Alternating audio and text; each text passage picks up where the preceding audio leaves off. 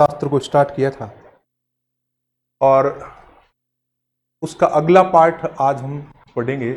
दर्शन शास्त्र में हमने पहले तो शब्द का अर्थ समझा था कि फिलोसॉफी एक्चुअल में होती क्या है, और ये फिलोसॉफी ग्रीक और यूनानी भाषा से सब मिलकर बना है, जिसमें फिलोस और सोफिया। फिलोस का मतलब क्या होता है और सोफिया का मतलब ज्ञान। इन दोनों को मिलाने के बाद में होता है कि किसी चीज का मौलिक सत्य जान लेना ही फिलोसॉफी है। दर्शन दर्शन का मतलब होता है किसी के अंतरतम बिंदु तक पहुंचकर उसका सत्य जानना, सत्य तलाशना ही फिलोसॉफी है। जैसे दुनिया कैसे बनी है, दुख क्या है, मैं कौन हूं, इत्यादि इत्यादि।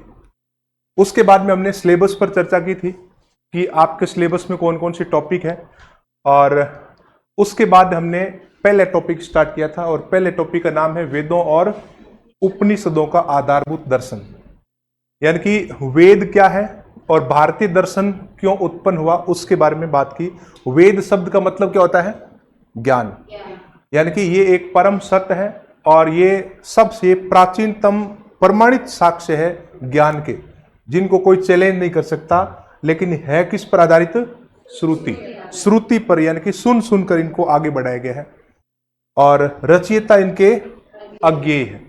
उसके बाद में हमने बात की थी कि भारतीय दर्शन उत्पत्ति के कारण क्या है, यानी कि सबसे बड़ा कारण था हमें दुख से निवृत्ति चाहिए। दुख से निवृत्ति, उपाय की खोज, इष्ट की प्राप्ति, अनिष्ट परिहार, इसलिए यह दर्शन अस्तित्व में आया। क्योंकि कोई भी चीज अस्तित्व में आती है तो किसी कारण से आती है।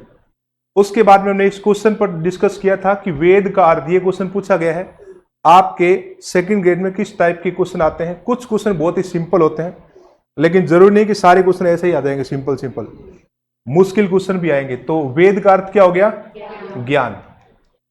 उसके बाद में हमने बात की थी कि 4 प्रकार के वेद हैं, वो किससे संबंधित हैं और उनके उपवेद कौन कौन से हैं, इनकी हमने कल चर्चा कर ली थी। और ऋत्विज किसे कहा जाता है, तो यज्ञ करवाने वाले पुरोहित जो है ऋत्विज कहलाए वेदों में। तो इस प्रकार से यज्ञ संपन्न करवाने वाले ऋत्विज यानी कि पुरोहित। तो ऋत्विज के अलग अलग नाम है, होता, अधर्व्यु, उद्गाता, ब्रह्मा। और ब्रह्मा जो है वो सबसे बड़ा पुरोहित माना गया, जो सभी यज्ञों का अध्यक्ष हुआ करता था। उसके बाद में हमने वेद दर्शन की विशेषताएं पढ़ी थी कि वेद दर्शन में कौन कौन सी खास विशेषता है। और उसके बाद में हमने बात की थी कि अभिनिमितो पद्मेश्वरवाद, ये एक संस्कृत वर्ड है और उसका मतलब है कि ये पृथ्वी, ये सृष्टि, ये ब्रह्मांड क्यों बना है और किस प्रकार से बना है, उसके पीछे कुछ कारण है, यानी कि ये कारण सिद्धांत है।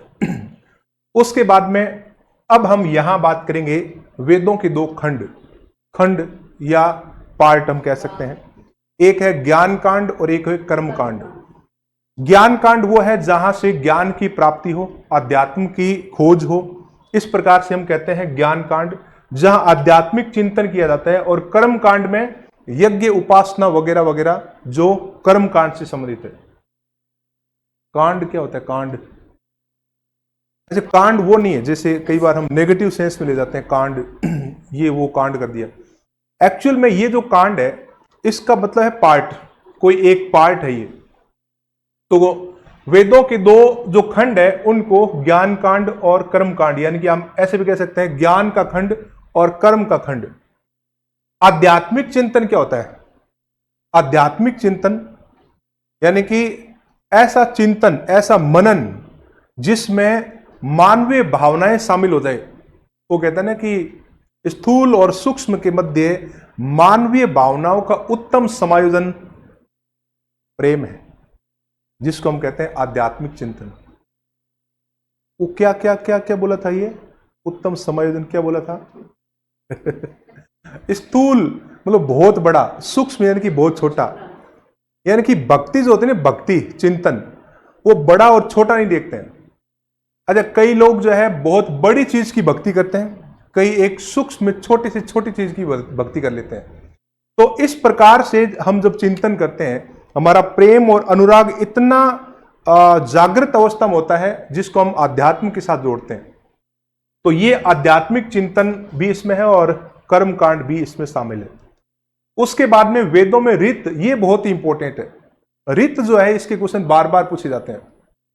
रित एक ऐसा शब्द है जिसको आप कहेंगे नियम, बोलते हैं ना कि नेचुरल लॉ, प्रकृति का नियम है। ये तो हम बार बार कहते हैं ये तो प्रकृति का नियम है, ये तो कुदरत का नियम है। गुस्सा आ गया, ये तो कुदरत का नियम है, लेकिन वो नियम नहीं है। ये पृथ्वी कैसे घूम रही है, ये किसी नियम से घूम रही है। ये सूर्य के चारों ओर चक्कर लगा रही है, क्यों? वो नियम है। ये पूरा ब्रह्मांड क्या है, ये ब्रह्मांड कैसे संचालित हो रहा है, किसी नियम से हो रहा है। ये आंधियां आ रही है, तूफान आ रहे हैं, टाइम पर बारिश हो रही है, यानी कि समय समय पर और एकदम व्यवस्थित रूप से फिक्स टाइम पर रात होना, दिन होना, ये सारे जो नियम होते हैं इसको बोलते हैं ऋत। और ऋत को आप ऐसे भी कह सकते हो इंग्लिश में नेचुरल लॉ या प्राकृतिक नियम। ऋत का अर्थ है जगत की व्यवस्था। किसकी व्यवस्था? जगत की। जगत का मतलब क्या होता है यहां पर? संसार, यानी कि पूरे संसार की जो व्यवस्था है जिसको हम कहते हैं प्राकृतिक नियम, नेचुरल लॉ। देखो, हम कहते हैं कि नियम से काम करो, नियम से उठो, नियम से घर जाओ, नियम से आओ, नियम से खाओ, नियम से पियो। तो ये सब क्या है? अभी नहीं पीने का। तो नियम का मतलब है कि हम कोई भी काम अगर नियम से करते हैं, क्योंकि हम नेचुरल लॉ के साथ में हम जुड़े हुए हैं। हम इस प्रकृति से अलग नहीं है, हम प्रकृति का एक पार्ट है। और अगर हम प्रकृति के नियम का उल्लंघन करते हैं तो उसका खामियाजा हमें भी भुगतना पड़ेगा। इसलिए नियम हमारे लिए भी जरूरी है। प्राकृतिक नियम को ही ऋत कहा गया है और समस्त जगत का आधार है ऋत। ऋत ही पूरा आधार है। अगर ऋत खत्म हो जाए, अकॉर्डिंग टू वेदास, अगर ऋत खत्म हो जाए तो ये पूरी सृष्टि, पूरा ब्रह्मांड खत्म है। आप सोच रहे हो कि ब्रह्मांड क्या है? बार बार ब्रह्मांड ब्रह्मांड आ रहा है। अच्छा, कई बार हम सोचते हैं, अपने आप को मानते हैं मैं बहुत बड़ा आदमी हूं, मैं ये कर सकता हूं, ये कर सकता हूं, इतना हिला दिया मैंने, इतने लोगों को, सरकारों को गिरा दिया। अच्छा, कोई सरकार को गिरा देता है ना, कोई ऐसा नेता, वो अपने आप बात को बोलो ऐसे बढ़ा चढ़ा के बोलता है कि मेरे से बड़ा कोई नहीं। सरकार को गिराना या कोई बहुत बड़ा अचीवमेंट लेना इस धरती के ऊपर बहुत छोटा सा काम है। इस ब्रह्मांड को अगर देखें ना, पूरे ब्रह्मांड में 100 अरब आकाश गंगाएं हैं। कितनी आकाश गंगाएं हैं? 100 अरब आकाश गंगा है। और एक आकाश गंगा के अंदर, ध्यान से सुनना आपकी बात, एक आकाश गंगा के अंदर 100 अरब तारे हैं। और आकाश गंगाएं कितनी है? 100 अरब। और एक आकाश गंगा में 100 अरब तारे हैं। और उसमें से एक तारा है जिसको हम कहते हैं सूर्य, सूर्य भगवान। और उसके फैमिली में हम रहते हैं, सौर मंडल में। और उसके चारों ओर 9 ग्रह चक्कर लगा रहे हैं। और उसमें एक छोटा सा ग्रह है पृथ्वी, जिसके ऊपर हम रहते हैं। अब आप देख लो, पूरे ब्रह्मांड को अगर ये कमरा मान ले आप, तो हमारी पृथ्वी सुई की नोक से भी छोटी है और उसके ऊपर हम रहते हैं। अब पूरी पृथ्वी को देख लो, जिसको हम पूरा संसार कहते हैं, पूरा विश्व कहते हैं, और उस पर हमारा अस्तित्व कितना है। तो ब्रह्मांड के कंपैरिजन में हम कुछ भी नहीं है। इसलिए प्रकृति के नियम के साथ साथ चलना जरूरी है। यह नैतिक नियम है। देखो, ऋत नैतिक नियम है और देवता जो है, वैदिक जो देवता है, वो नैतिक नियम का पालन करवाते हैं। आगे हम इसमें बात करेंगे कि वेदों के कौन कौन से देवता है और उनकी ड्यूटी क्या क्या लगा रखी है। अलग अलग उनकी ड्यूटी लगी हुई है कि आपको नैतिक नियमों का पालन करवाना है, और आपको टाइम पर बारिश करवानी है, और आपको ज्यादा तेज तूफान आए तो उसको रोकना है, और आपको जनता का मैसेज भगवान तक पहुंचाना है, अग्नि के देवता। तो ये सब हम आगे बात करेंगे कि नैतिक नियम ही जो है ऋत है। अब देखो, सूर्य, चंद्रमा, तारे, रात आदि इसी नियम द्वारा संचालित होते हैं।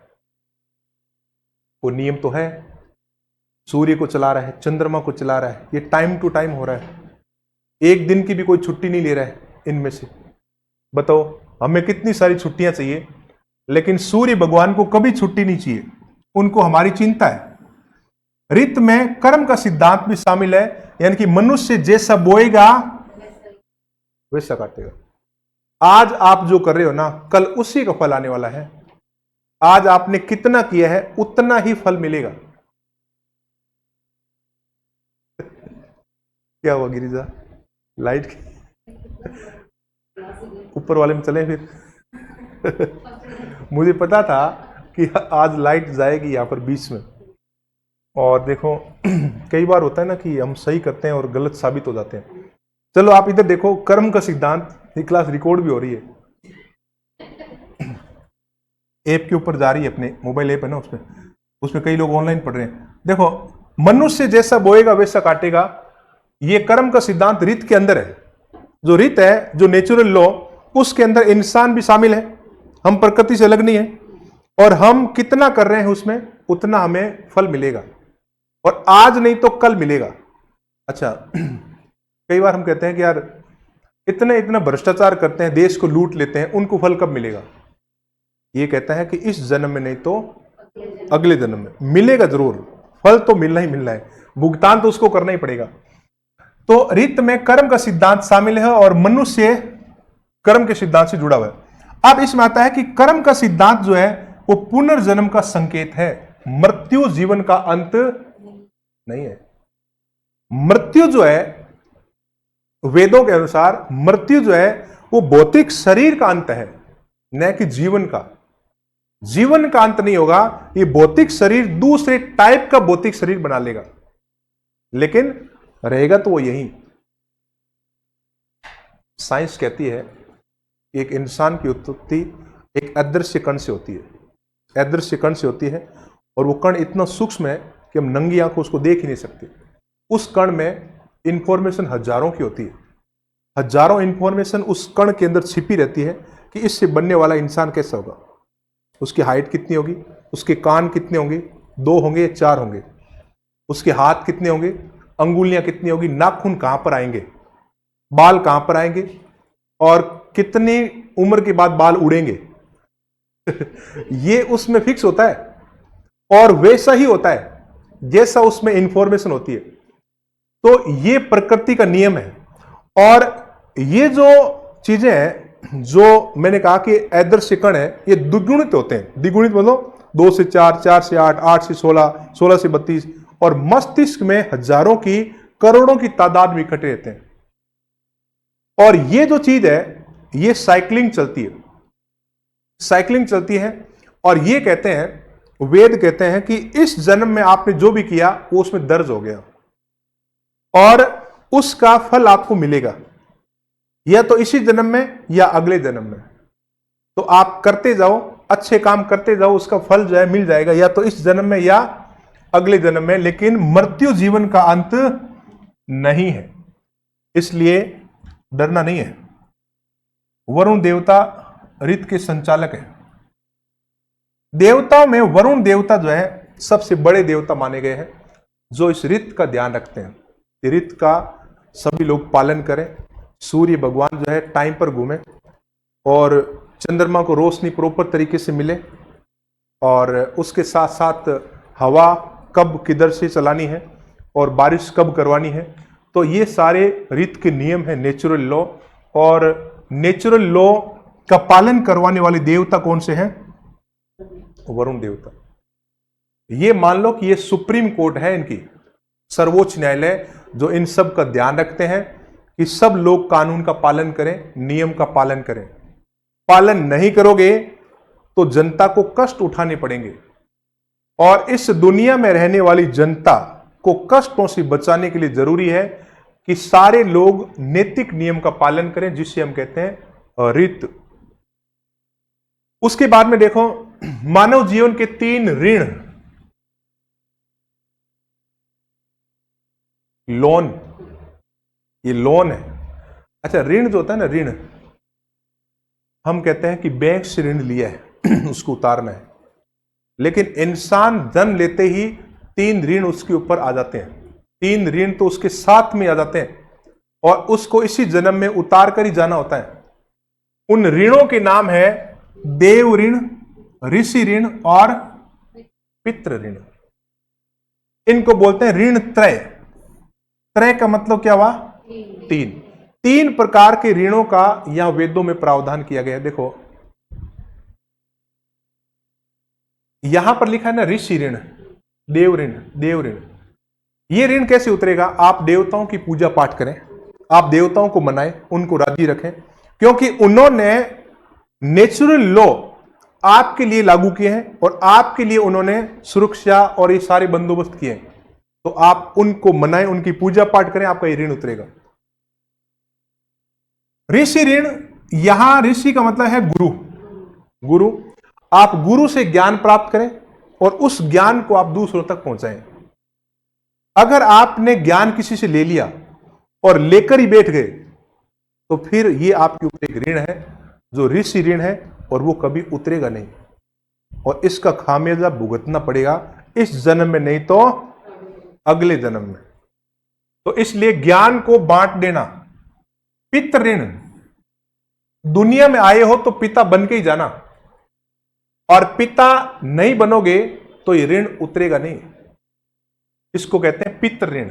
संतान उत्पत्ति करना, हमने साइकोलॉजी में एक पढ़ा था वीजमैन का बीज कोशी सिद्धांत, है ना। तो वीजमैन एक मनोवैज्ञानिक है, वो कहते हैं कि इस दुनिया में आया हुआ प्रत्येक इंसान अपने बीज को ट्रांसफर करने के लिए आया हुआ है। अपने पूर्वजों से लिया गया बीज वो आगे देकर और वापस जाए, यानी कि वो पिता बन, और ये कह रहा है कि इस धरती पर आया हुआ इंसान प्रत्येक पिता बनकर ही जाए और बिना पिता बने वो बिल्कुल न जाए। अगर गया तो फिर ऋण नहीं उतरेगा, और ऋण नहीं उतरा तो खामियाजा भुगतना पड़ेगा इस जन्म में, नहीं तो अगले जन्म में। अब आप सोच रहे होंगे मातृ ऋण तो नहीं आया अगर पिता बना रहे हो तो माता, क्योंकि पिता बनेगा ना तो माता अपना बन जाएगी। तो पिता बनना जरूरी है और पिता बनेगा तो माता बनेगी। तो ये 3 ऋण आपको याद रखने हैं। उसके बाद में देखो वैदिक दर्शन के 3 चरण हैं। 3 चरण है, 3 पार्ट है, इन पार्ट को आप समझे। देखो चरण का मतलब यहां पर है कि इन वेदों ने अपना अलग अलग टाइम पर अलग अलग विकास किया है, और ये कोई 1-2 साल में नहीं हुआ है। जैसे हमने पढ़ा था ना मनोविज्ञान के 4 चरण। शुरुआत में मनोविज्ञान एक आत्मा का विज्ञान था, फिर वो मन का विज्ञान बना, फिर वो चेतना का विज्ञान बना, और अब वो व्यवहार का विज्ञान है। तो मनोविज्ञान ने भी अलग अलग चरण देखे। इसी प्रकार से वेदों में भी 3 अलग अलग चरण हैं, और ये वेदों के अपने विकास के चरण कहलाते हैं। शुरुआत जब होती है ना, ऋग्वेद, वो बहुदेववादी है। बहुदेववादी को आप कह सकते हो प्रकृतिवादी, प्रकृतिवादी, या आप कह सकते हो नेचुरलिस्टिक, यानी कि पॉलीथिज्म। इसका मतलब होता है कि एक से ज्यादा शक्तियां, एक से ज्यादा होना। जैसे अनेक प्रकार के देवी देवता, 33 करोड़ देवी देवता, उसमें से 33 देवता ऐसे हैं जो अच्छे हैं, प्रभावशाली हैं। इसको हम कहते हैं बहुदेववादी। यानी कि वैदिक दर्शन बहुदेववादी था, उसके बाद में क्या हो गया, एकेश्वरवादी। बाद में इन्होंने कहा कि देखो इतने सारे देवता है, वो तो ठीक बात है, लेकिन इतने सारे देवता को कंट्रोल कौन कर रहा है? इतने सारे देवता की पूजा आप कर रहे हो, या ये कर रहे हो, वो कर रहे हो, सुबह अलग कर रहे हो, शाम को अलग कर रहे हो, दोपहर को अलग कर रहे हो, भगवान अलग अलग हो गए। अब भगवान भी कंफ्यूज है कि मैं कौन से भक्त के लिए क्या करूं, और आप भी कंफ्यूज है कि मेरा भगवान सबसे ताकतवर कौन सा है। अब ये सोचते सोचते उन्होंने कहा कि ठीक है, ये इतने भगवान तो ठीक है, लेकिन उनके ऊपर एक भगवान और होना चाहिए जो इन सब के ऊपर हो, एक बड़ा भगवान। तो यहां पर चल कर आया तो एकेश्वरवादी हो गया, मोनोथिज्म है। अच्छा, वो जो भी है, करोड़ हम बोलचाल में तो यही बोलते हैं। आपको पता है कि पंडित कोटि है क्या? 333 देवताओं के नाम तो इसमें वेदों में मिलते हैं। उसमें बताते हैं कि 33 देवता जो है, 33 कोटि है क्या, मतलब उनकी कोटि अलग अलग डिपार्टमेंट है उनके देवताओं के। तो 333 में से आगे हम पढ़ेंगे कुछ महत्वपूर्ण देवता। अब आप ये देखो कि यहां पर जो एकेश्वरवाद है, इसका मतलब है एक, एक को मान लो, सारे मान जाएंगे। मोनोथेइज्म का मतलब होता है कि आप सबको मानो, सबकी पूजा करो, लेकिन जो सुपर पावर है उसको मत भूलो। ये इसको मान रहा है लेकिन उसके ऊपर एक सीनियर को भी मान रहा है। उसके बाद में आगे चलकर अद्वैतवादी हो गया।